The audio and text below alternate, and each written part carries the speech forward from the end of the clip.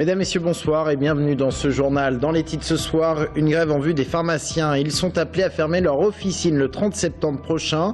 Une profession mobilisée contre le projet de réforme des professions réglementées. Le directeur de Tours Événements, celui d'AZ Prod et le directeur de l'Office de tourisme de Tours, mis en garde à vue et confrontés le 16 septembre dernier. Ils étaient entendus dans le cadre d'une enquête préliminaire sur l'attribution de certains marchés à AZ Prod sans appel d'offres. Un projet à minima, OE du bateau doit présenter au maire de Tours son projet de reprise du bateau Yves d'ici la fin 2014. Il n'y aura pas de son amplifié, faute de finances pour rénover la salle. Le nombre d'employés a été réduit également comme peau de chagrin.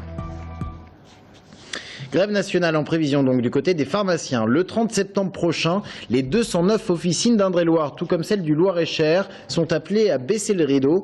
Les syndicats entendent mobiliser la profession contre le projet de réforme des professions réglementées. Thomas Blanc. Depuis ce matin, toutes les pharmacies d'Indre-et-Loire se mobilisent. En cause, le projet de loi visant à déréglementer la vente de certains médicaments.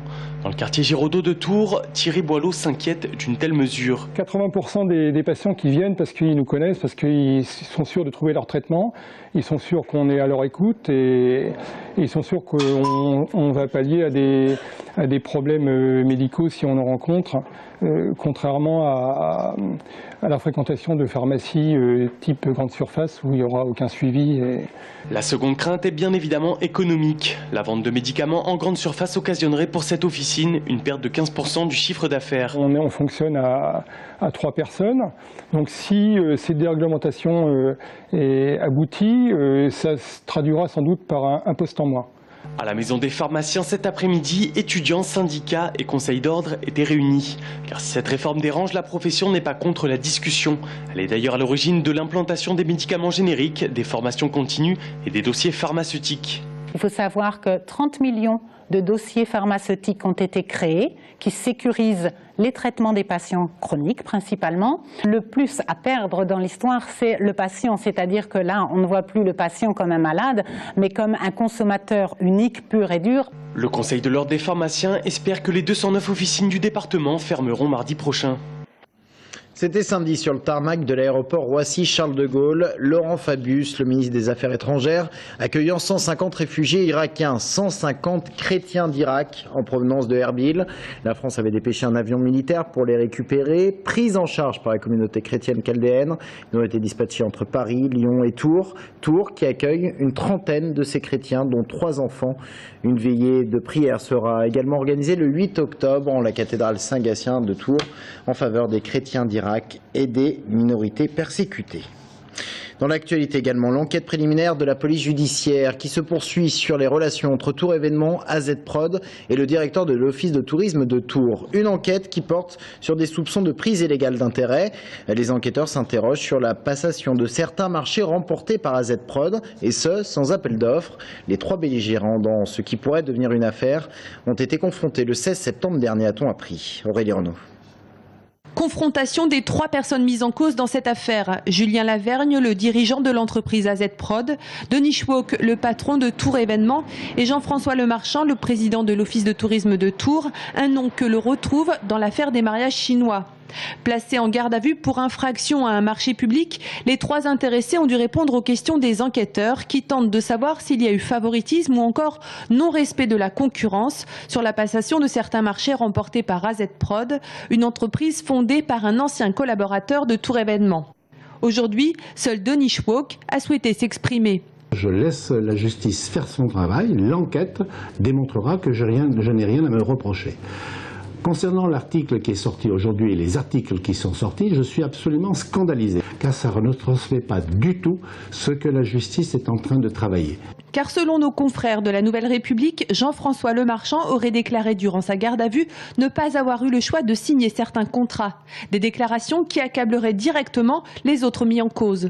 Joint aujourd'hui par téléphone, le procureur de la République de Tours nous a indiqué qu'une décision serait rendue avant la fin de l'année. 3 possibilités, un classement sans suite, une poursuite avec citation devant le tribunal et si des éléments restaient à creuser, une information judiciaire serait alors ouverte.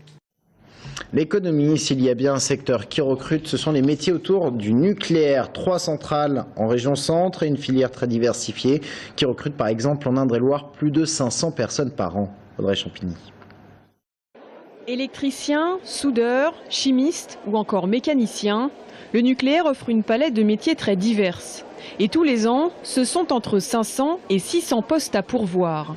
À Chinon, aujourd'hui, le Forum de l'emploi dans le nucléaire proposait près d'une centaine d'offres. L'occasion donc de venir y déposer son CV. Vu que ça fait 25 ans que je suis chaudronnier, c'est la chaudronnerie qui m'intéresse le plus. J'ai peut-être des chances d'être pris comme calorifugeur parce que la soudure, c'est mon point d'échappement. Mais bon, maintenant, reste à savoir que même pour être manutentionnaire dans une centrale nucléaire, il faut avoir une formation spécifique centrale nucléaire et que je n'ai pas. Donc il faudrait la passer. Même si la formation dite habilitation au nucléaire est obligatoire, pour Pôle emploi, ce ne doit en aucun cas être un frein pour postuler. Le nucléaire recrute, donc même si au début il n'y a pas tous les critères, les entreprises avec nous, on pourra mettre en place des formations pour qu'ils travaillent, ça c'est pas un souci. Le critère principal pour les entreprises, elles nous disent, c'est la mobilité géographique et la motivation. La mobilité, on peut être amené à déplacer sur toutes les centrales du Val-de-Loire, voire sur toute la France. Du côté des recruteurs, ces forums sont l'occasion de ferrer de nouveaux profils.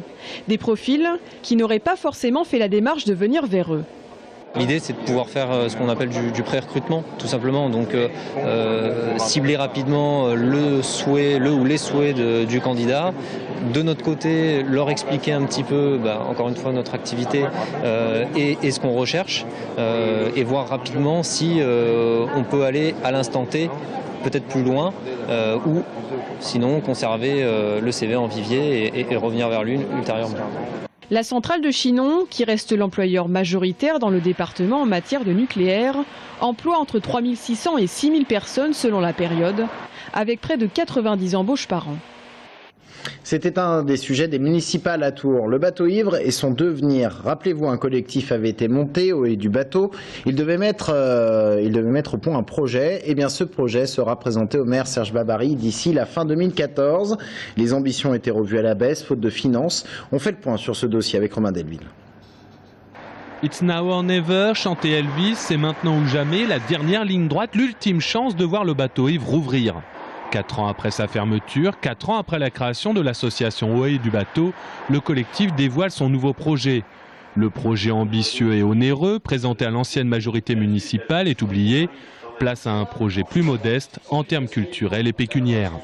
On a trop besoin de cette salle, donc on fait effectivement un dossier, je dirais, dans son plus simple appareil pour se donner le plus de chances possible de rouvrir ce bateau parce que beaucoup d'acteurs culturels et artistiques de la ville et de la région ont besoin que ce bateau vive et revive. Les groupes de travail, appelés ici des laboratoires, partent donc d'un principe, c'est fini le gros son dans le bateau. Le labo Travaux tire un trait sur des aménagements acoustiques modernes pour accueillir des concerts amplifiés et se résout à une réhabilitation aux normes, à commencer par le désamiantage du toit. Ça veut dire qu'on garde les gradins, ça veut dire que la salle, on va essayer de travailler l'entrée de manière à donner une nouvelle ouverture, mais à minima, c'est surtout mettre aux normes. C'est-à-dire qu'on est dans une considération d'ouverture d'une nouvelle salle, et là, on ne peut pas bénéficier de l'historique du bateau ivre auprès des services de sécurité, auprès des services des pompiers notamment, quoi.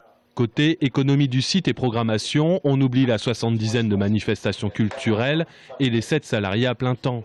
Autant dire que l'enthousiasme associatif, collaboratif et participatif devra être grand.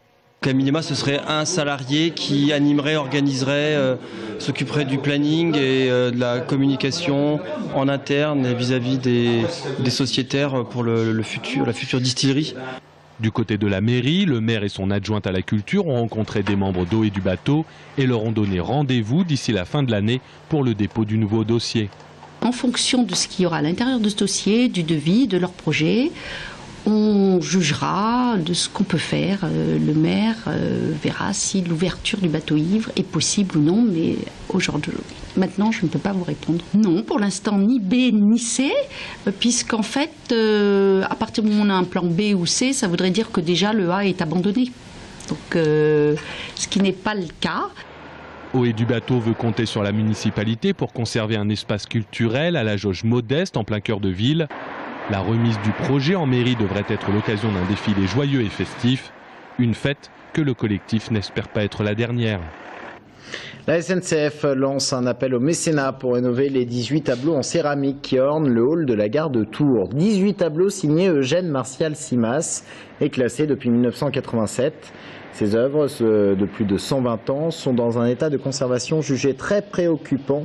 Et la SNCF souhaite financer le chantier de restauration grâce au financement participatif. Elle lance donc un appel auprès du grand public. Cet appel de fonds va durer pendant 40 jours. Au bout de 40 jours, la somme récoltée permettra, nous l'espérons fortement, de rénover ce tableau inestimable, à classer à l'inventaire supplémentaire des monuments historiques. Les 18 tableaux ont chacun en eux une partie de post-impressionnisme, de fauve, des nabis, des peintres nabis, même des précubistes, et évidemment les prémices de l'Art Nouveau.